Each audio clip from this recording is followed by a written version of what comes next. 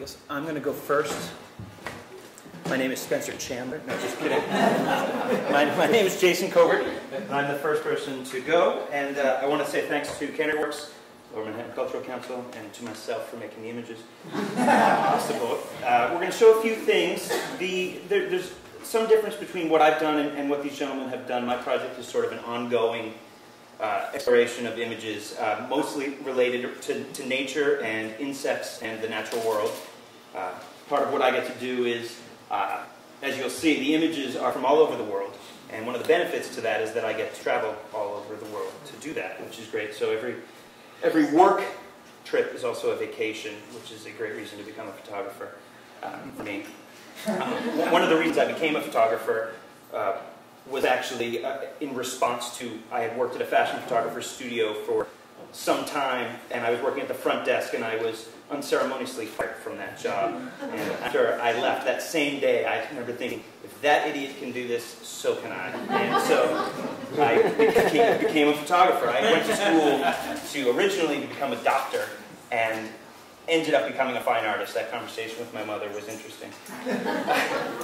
And so it's been a great exploration. I got into focus on insects because I suffered from a near arachnophobia when I first started doing this. I was deathly afraid of spiders, and somebody recommended that I get to know the spiders, and that might help me get over my fear. And so I started taking pictures and gradually getting closer and closer and closer. And so that sort of reflects the images, and maybe we can just start in on a couple of them or two. Are we gonna? We're gonna keep the lights up. We're gonna dim the lights at this point. Thank you. So I'll offer some insights to some of the images as they come up. A quiet world, because insects are very quiet based on our scale, although you'd be surprised how loud they can be.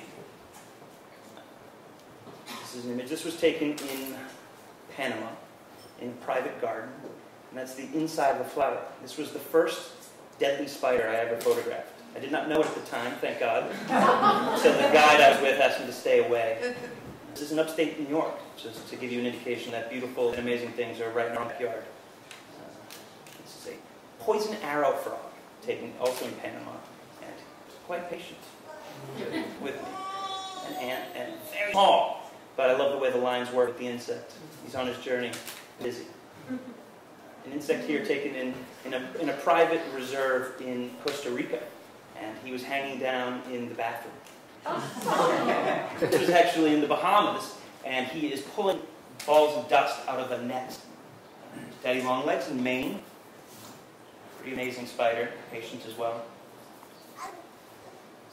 And another moth, which are, at night they sleep, and so it's a great time to sneak off and find them. My girlfriend has a better eye for these things than I do, and even bugs do it. They absolutely do. Beautiful sheen on the front of them. And I got a spider in upstate New York again, just almost like dancing on a small flower. It's a wolf spider. No, it's not. That's a grub. I woke up in a stick and found him, and spent half an hour with him. Disgusting.